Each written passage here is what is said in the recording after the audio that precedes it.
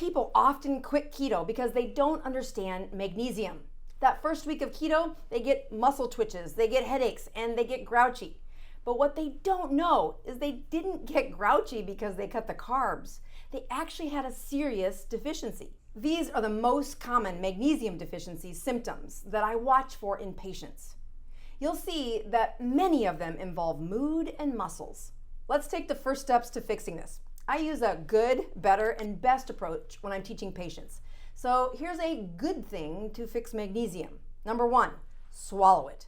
Yeah, you'll notice when you go to look for magnesium supplements, there are hundreds of options. And in medicine, that means that if there are that many options, there's probably not a great one. After a deep dive into the best magnesium, I landed on accessibility and cheap, which happens to be milk of magnesia. That milk of magnesia is found at the local gas station or every 7-Eleven.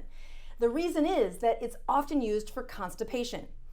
It is accessible and cheap, and it has some downsides. As folks add that capful every day, most people, especially elders, are right on the edge of that normal magnesium, and a little bit every day is catching them up.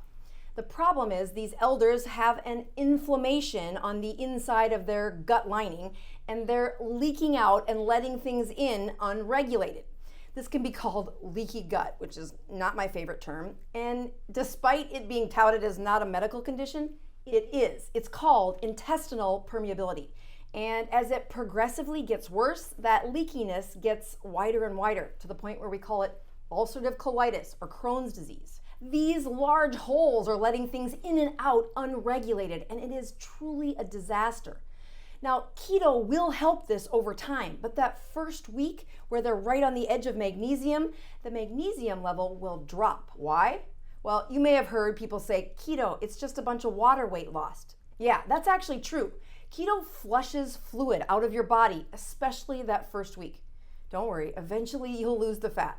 But during that big water loss, it pulls along electrolytes like magnesium, and we take them from a borderline normal to deficient, and that causes all these symptoms. So if you have this problem in your gut, let's skip the gut in how we replace magnesium, which brings me to number two, an Epsom salt bath through the absorption of magnesium in your skin.